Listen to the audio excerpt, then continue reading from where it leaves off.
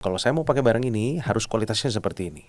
Nah, apakah bisa dilakukan dengan proses kerja yang sekarang? Nah itu jadi kayak telur sama ayam, duluan siapa nih? Gitu. Hampir semua plastik itu bisa didaur ulang. Layak daur ulang atau tidak layak didaur ulang? Bisa didaur ulang tapi tidak layak. Kenapa? Ya off takernya siapa? Sampah ini memang punya kaki, bisa jalan ke laut. Iya, kenapa plastiknya jadi yang disalahin? Kenapa plastiknya yang disalahin kan? Karena mudah terurai, ya udah buang sampah aja seperti biasa, business as usual. Nah itu yang salah. Apapun itu nggak boleh buang sampah sembarangan. Bukan produknya dulu, ini perilaku manusianya dulu yang harus dirubah. Misalnya kalau si kantong plastik ini dirubah menjadi kantong kain misalnya, ya kan kelihatannya kantong kain semua. Kain yang salah.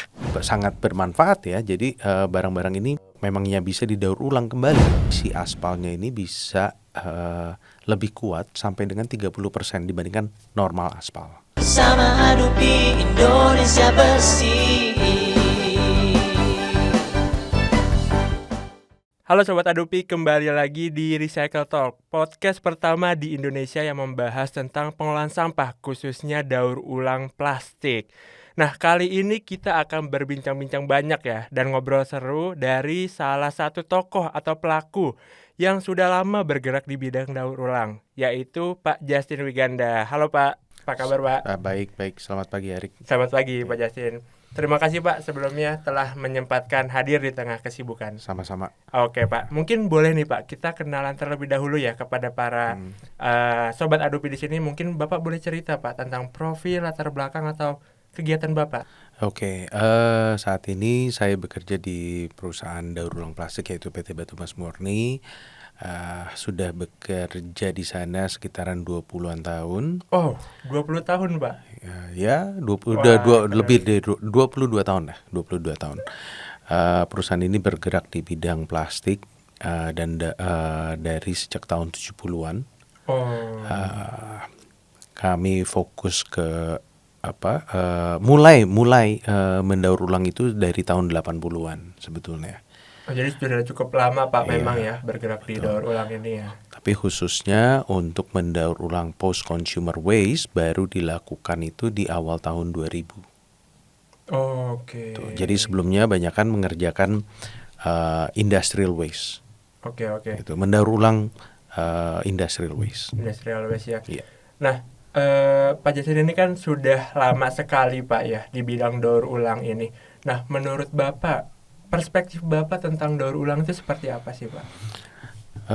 Gini, pada intinya sebetulnya hampir semua plastik itu bisa didaur ulang. Semuanya. Hampir semuanya bisa. Nah, karena kan plastik polimer itu intinya kalau dilelehkan kan bisa menjadi sesuatu lagi. Nah, tetapi yang menjadi pertanyaannya adalah apakah layak atau tidak layak untuk didaur ulang? Layak atau tidak layak? Apa Betul. tuh perbedaannya? Nah, perbedaannya adalah saya ngomong dulu yang layak ya. Layak itu dalam artian gampang didaur ulang karena collectionnya ada dan ada off takernya. Nah, kalau tidak layaknya itu mungkin tidak layak secara collectionnya, tidak layak secara teknikal untuk mendaur ulangnya, atau secara hitung-hitungan costnya nggak masuk. Atau juga mungkin yang paling penting adalah tidak ada off takernya. Gitu. Nah, jadi kira-kira contohnya kalau kantong kresek itu sangat layak didaur ulang karena bisa menjadi kantong sampah, bisa menjadi kantong kresek, bisa menjadi palet plastik, bisa menjadi pipa plastik gitu ya. Banyak atau ya betul, atau juga menjadi bahan baku untuk campuran aspal plastik. Nah, tapi kalau yang tidak layak itu ya contohnya seperti barang-barang sasetan misalnya ya. Nah, kenapa tidak menjadi layak? Karena collection rate-nya sangat rendah. Kenapa menjadi sangat rendah? Karena off takernya nggak ada. Saya bisa daur ulang, tapi setelah itu nggak ada yang mau beli, ngapain didaur ulang? Kan kira-kira gitu. Kalau saya nggak daur ulang, ngapain di-collect? Nah, itu yang menjadi tanda kutip menjadi tidak layak. Oke, jadi bisa dilihat dari segi collectionnya, terus juga siapa off takernya, apakah ada yang mengolah dan juga mungkin demand-nya Pak ya. Betul, dan juga mungkin ada certain kualitas yang diinginkan dari off taker ini. misalnya. Oh, kalau saya mau pakai barang ini harus kualitasnya seperti ini. Nah, apakah bisa dilakukan dengan proses kerja yang sekarang? Nah, itu jadi kayak telur sama ayam, duluan siapa nih? Gitu. Iya, oke. Berarti kalau terkait dengan daur ulang kresek ini dari segi collection dan off-takernya sudah banyak Pak ya? Sudah banyak Oke. sekali Tadi sebetulnya. Bapak juga sempat mention bahwa Bapak mengelola tadi ada 2 jenis sampah ya, ada post consumer waste dan juga post industrial waste Betul, Pak. Ini betul. berbeda memang ya Pak? Betul. Jadi kalau post industrial itu atau industrial waste itu adalah plastic waste yang dihasilkan dari pabrikan. Jadi misalnya ada pabrikan yang ada barang-barang, misalnya mereka membuat botol, misalnya botolnya ada reject. Nah, rejectnya itu ya bisa didaur ulang lagi kan. Nah, tetapi karena itu dalam konteksnya masih industri, jadi dibilangnya industrial waste. Industrial waste. Ya. Oke. Nah, ada lagi yang namanya post industrial. Mungkin juga mereka terima barang-barang, misalnya dari suppliernya mereka ada sisa-sisa plastiknya, mungkin itu bisa didaur ulang juga. Nah, itulah yang menjadi bilangnya post industrial waste. Nah, kalau kantong kresek itu ya ini yang namanya, karena kita mengumpulkannya dari TPA, TPS 3R, makanya itu disebut post consumer waste. Gitu. Oke Pak. Berarti Bapak mengumpulkan dari industri juga dan dari masyarakat, khususnya dari TPA Pak ya, tahap pemrosesan akhir Betul. maupun TPS 3R gitu. Betul. Ya. Di TPA ini kan kita juga sudah sering Pak ya lihat bahwa banyak kresek dan ternyata memang bisa diolah kembali Pak ya, bisa didaur ulang kembali menjadi betul. barang yang bermanfaat. Tadi seperti apa aja Pak misalnya? Jadi ini, kalau dari kantong kresek itu ya bisa jadi kantong kresek lagi atau jadi kantong sampah, intinya kantong plastik ya. Ada juga yang membuat palet plastik. Palet plastik dari kantong-kantong kresek ini. Palet itu apa? Tatakan yang betul. Yang di industri ya. Betul. Nah, jadi kenapa tatakan ini menjadi bagus? Karena untuk produk-produk ekspor banyak orang yang lebih suka pakai palet plastik dibandingkan palet kayu.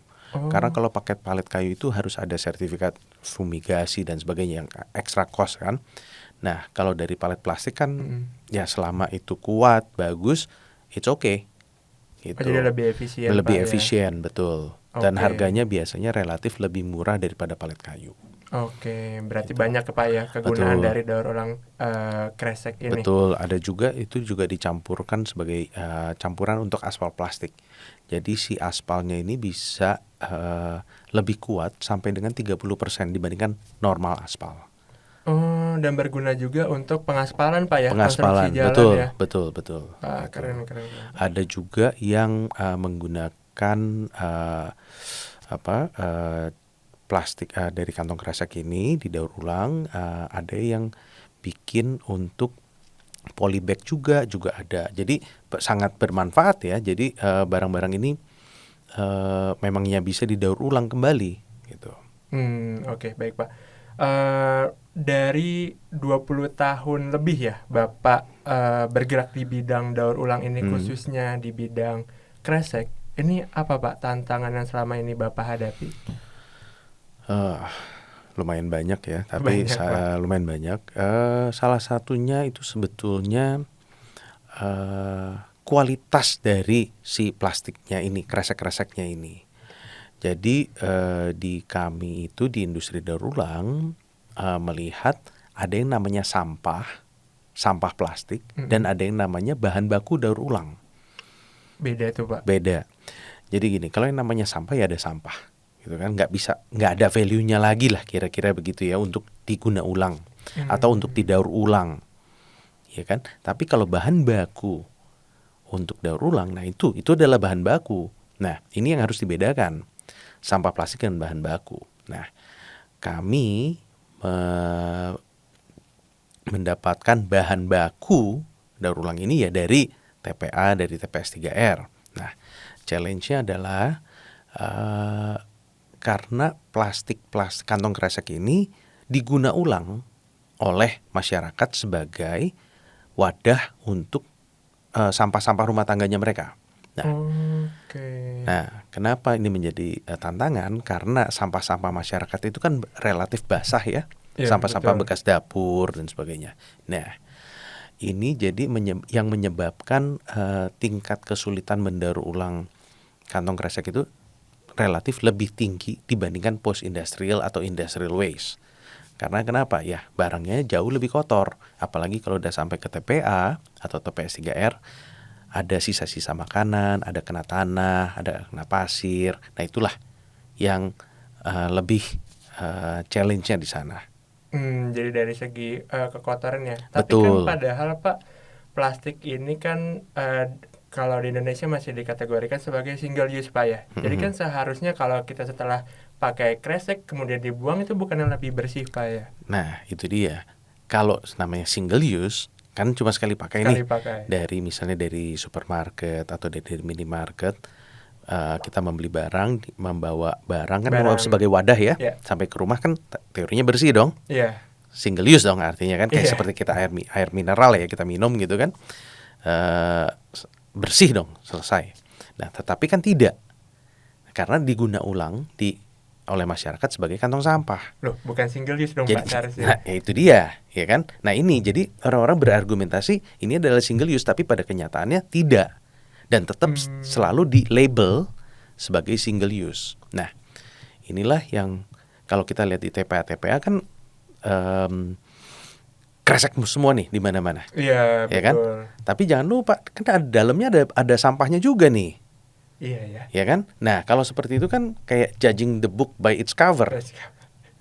Isinya nggak dibaca nih, covernya dulu bagus atau jelek nih. Kita ngelihatnya di TPA itu banyak kreseknya Pak ya. Padahal kreseknya paling cuma berapa gram isinya. Betul, nah ini dia.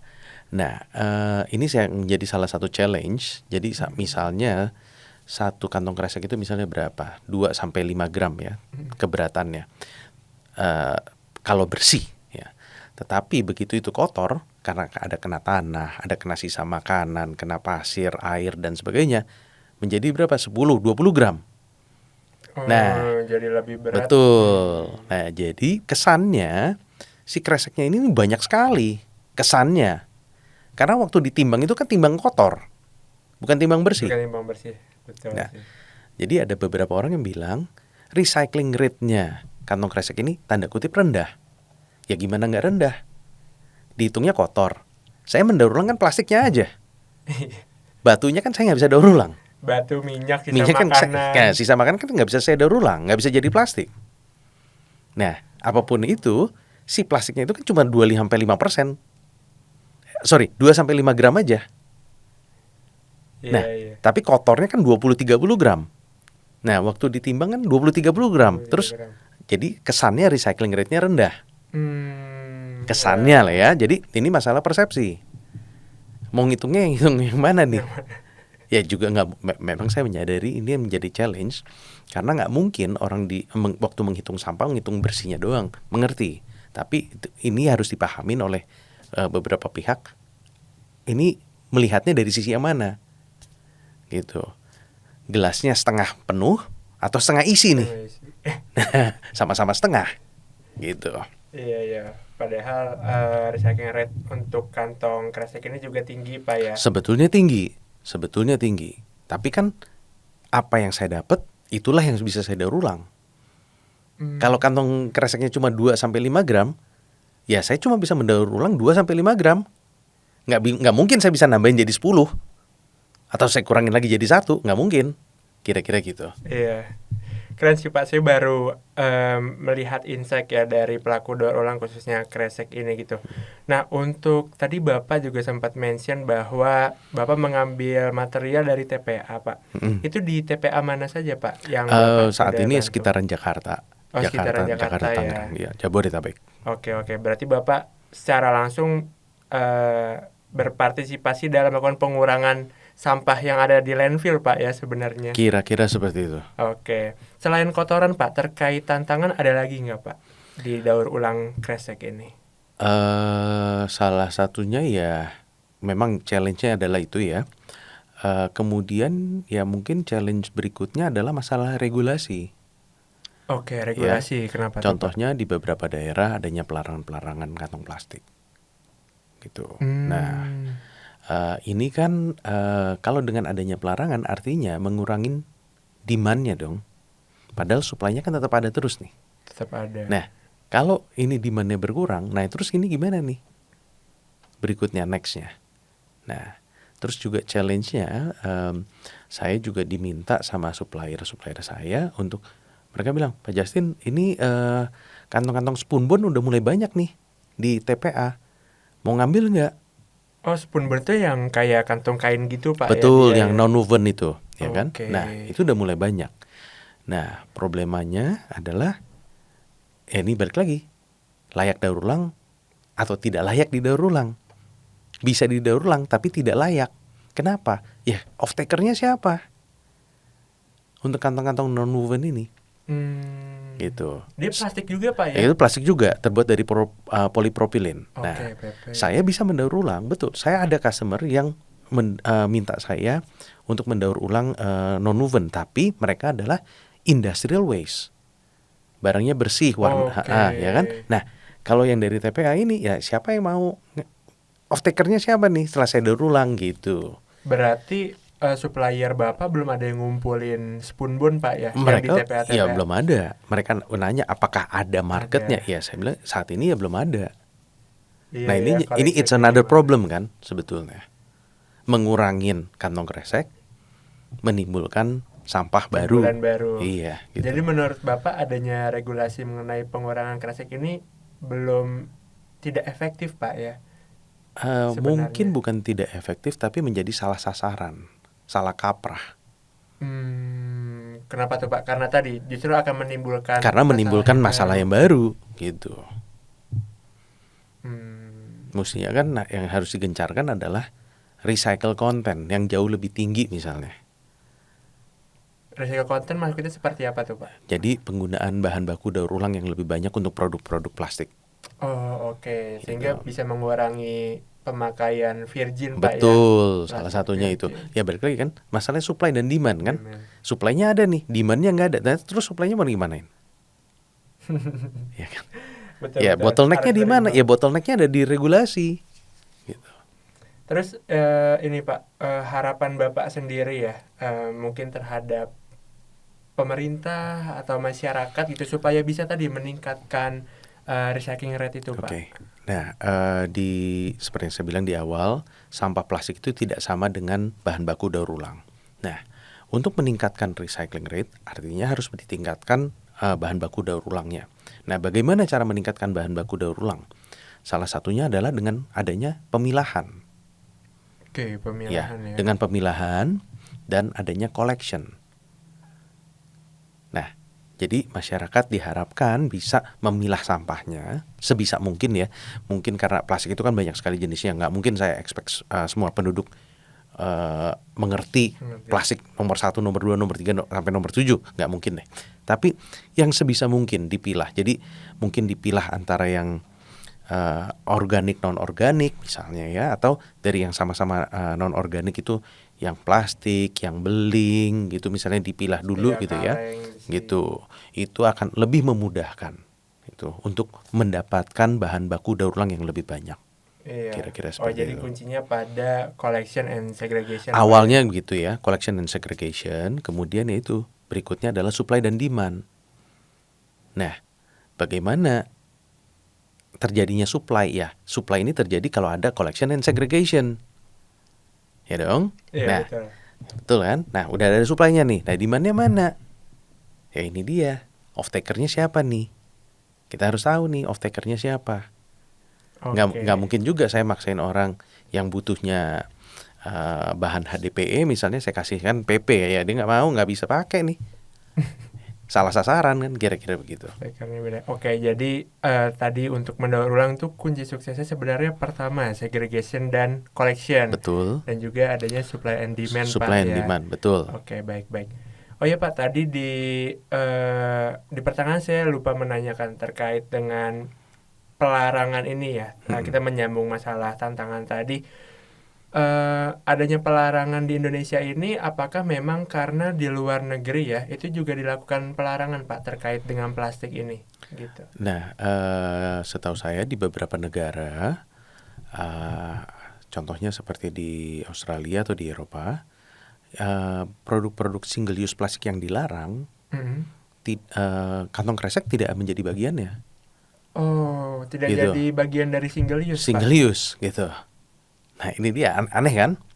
Nah, jadi definisi-definisi ini nih yang memang harus diperlukan, dan juga harusnya kita juga menggali lebih dalam kenapa tidak menjadi bagian single use yang di-ban, ya Iya, kan? iya. Kenapa yang ini yang di-ban itu enggak, gitu kira-kira. Jadi dalam artian gini, kita juga harus memahami apa sih yang di-ban, apa yang tidak di-ban, gitu. Kalau contohnya di Eropa, produk-produk plastik single use yang di-ban itu seperti misalnya cutleries ya, take away cutleries ya, seperti Alat sendok makan garpu, ya. alat makan, kontainer plastik. Ada juga produk-produk plastik yang malahan yang beroxo-degradable, itu di-ban di Eropa. Oxo-degradable itu seperti apa Pak? Nah, maksudnya? itu ada campuran dengan campuran aditif untuk supaya bisa terurai. Nah, itu di di Eropa di-ban. Nah, kalau di Australia beda lagi, yang di-ban itu ada ya, kayak cotton buds ya. Nah, itu juga di-ban. Beberapa gelas plastik, gelas kertas itu juga di-ban gitu. Jadi kontainer makanan ya itu juga di-ban. Nah, jadi ini agak berbeda nih, ya kan, persepsi masyarakatnya. Cuma ya itu, buat saya bukannya memihak produk kiri atau produk kanan atau produk A atau produk B, tetapi mungkin juga kita harus berpikir juga alternatifnya apa, Iya, penggantinya penggantinya apa ya? apa. Nah, Kalau misalnya dilarang. betul gitu. Penggantinya apa? Apakah penggantinya ini sudah ada dan affordable untuk masyarakat? Nah, apakah itu cocok untuk kulturnya penduduk Indonesia? Cara makannya, menurut saya sih cara makannya orang Indonesia atau makanan orang Indonesia itu berbeda jauh sama orang Eropa atau orang Australia misalnya. Mungkin orang Indonesia lebih basah misalnya ya. Iya. Ada kayak kayak gado-gado gitu kan misalnya. Orang Eropa kan nggak makan gado-gado, kira-kira gitu. Jadi dari hal-hal seperti ini juga harus kita lihat cocok atau nggak cocok. Mungkin yang cocok di Eropa nggak cocok di Indonesia, yang cocok di Indonesia nggak cocok di Eropa. Iya, saya kira adanya pelarangan dari plastik ini karena apa namanya semacam arahan dari global ya untuk adanya ban single use Betul, plastik tapi ini. yang kita harus pikirkan kan kenapa adanya pelarangan-pelarangan ini, karena banyaknya sampah plastik yang dibilang di laut kan, marine debris ya. Tapi kita juga harus berpikir juga dong, sampah ini memang punya kaki bisa jalan ke laut. Iya, kenapa plastiknya jadi yang disalahin? Kenapa Pak, plastiknya ya? yang disalahin kan? Ya orangnya dong, gitu. Dan juga adanya persepsi yang menjadi salah, masyarakat menangkap kalau saya menggunakan plastik yang mudah terurai katanya, Yang oxo tadi seperti yang bisa oxo. salah satunya bisa oxo atau bio misalnya ya, karena mudah terurai, ya udah buang sampah aja seperti biasa, business as usual. Nah itu yang salah. Apapun itu nggak boleh buang sampah sembarangan. Mau itu bahan bakunya kain kayak kertas kayak mau plastik kayak mau plastik mudah terurai atau tidak, itu intinya adalah tidak boleh buang sampah sembarangan. Itu dulu. Betul. Karena dengan buang sampah sembarangan bukan cuma terjadinya marine debris, tapi juga ya mampetin selokan misalnya. Ya akhirnya apa? Banjir kan? Iya, pencemaran lingkungan, Betul. kesehatan masyarakat juga Betul terganggu. gitu. Jadi bukan produknya dulu, ini perilaku manusianya dulu yang harus dirubah. Gitu. Menarik nih Pak, Ya kan? Ya, perilaku manusia. sama buang sampah sembarangan atau buang sampah. Contohnya gini, selama kita masih membuang sampah sembarangan, apapun itu produknya, ya akan tetap jelek dong, akan tetap bau, kira-kira Iya. gitu, Betul. ya kan? Jadi contohnya ada beberapa daerah mungkin di berita misalnya masyarakat setempat membuang sampah di dekat jembatan. Ya kan, jadi tumpukan Banyak sih, Pak, banyak kan. Karena kenapa? Karena tidak adanya tempat pembuangan sampah. Nah, itu kan yang kelihatan kan mereka membuang sampah menggunakan kantong plastik semua dong. Betul. Nah, itu kan jadi kan kelihatannya kantong plastik semua. Misalnya kalau si kantong plastik ini dirubah menjadi kantong kain misalnya, ya kan kelihatannya kantong kain semua. Kain yang salah. Ya kan, Ini jadi karena yang dipakai kresek aja, jadi kresek yang salah, Pak, betul. ya, Nah, balik lagi kan kelihatannya. seperti it's judging the book by its cover gitu loh. Iya sih, Pak, betul. Ya. Karena memang ya, kita tuh kadang melihat bahwa plastiknya yang salah. Betul. Mungkin paling enak tuh nyalahin benda matinya kayak plastiknya. Karena paling gampang. Oh, paling gampang. Paling gampang nyalain orang. Dia Iya. kan si plastiknya nggak bisa berdebat balik dia. Iya. Padahal plastik juga nggak bisa jalan ke laut, ke sungai ya. Betul. Berarti itu betul. kembali lagi kepada habit Iya. masyarakatnya Nah, sendiri ya, Pak. misalnya ada lagi kan kita bisa melihat di berita-berita di sungai gitu ya adanya kasur gitu kan. Wah, banyak Ya di kan? TPA di Ya, sungai kasur, ada kan? kasur, Pak. Nah, kasur itu tuh berat banget loh ya. Belum tentu satu orang bisa gotong kasur. Kalau kasur itu bisa sampai ke sungai, itu niat banget kan ngebuangnya. Nah, terus Sedih apakah banget sih, Pak. kalau gitu kasurnya di-ban juga? Iya kan? Iya kan? Ini logika gitu. Jadi produk itu nggak salah sebetulnya. Perilaku manusianya yang salah. Tapi kalau menurut Pak Justin nih, selaku orang atau pengusaha yang sudah bergerak di bidang daur ulang, kenapa bisa lama, Pak, perilaku masyarakat ini untuk membiasakan habit untuk membuang sampah pada tempatnya, untuk bisa collection and segregation seperti yang tadi Pak Justin katakan? Karena tidak adanya infrastruktur baik itu yang memadai. Jadi infrastruktur untuk membuang sampah secara benar atau juga regulasi yang bisa dijalankan, tanda kutip bisa dijalankan kalau membuang sampah sembarangan. Oh, law enforcement. Law gitu, Pak, ya? enforcement-nya betul. Sebetulnya kalau saya nggak salah di DKI itu ada peraturan kalau buang sampah sembarangan kena denda 500.000. Wih, Ya kan? lumayan tuh, Pak. Lumayan kan? Nah, tapi berapa sering dengar tetangga atau kita yang buang sampah kena tangkap suruh denda bayar 500.000. Mungkin lebih sering kena polisi ya, nggak punya SIM, nggak pakai helm gitu misalnya. Iya sih, jarang sih, Pak, dengar ada orang Nah, yang di padahal undang-undangnya udah ada. iya, Itulah balik gitu. lagi ke Jadi penegakan. masalah infrastrukturnya, regulasinya tidak dijalankan dengan baik. Oke, baik, Pak Justin. Terima kasih banyak, Pak, atas insight yang sangat menarik Sama-sama. bagi para sobat Adupi di sini. Nah, ini bisa membuat kita lebih mawas diri lagi ya, bagaimana cara kita mengolah sampah di rumah. Nah, salah satunya kita harus meningkatkan kebiasaan kita untuk mengumpulkan dan memilah, atau dalam artian collection and segregation, untuk bumi dan laut yang lebih baik. Cukup sekian, terima kasih, dan terima kasih juga Pak Justin atas waktunya. Ya.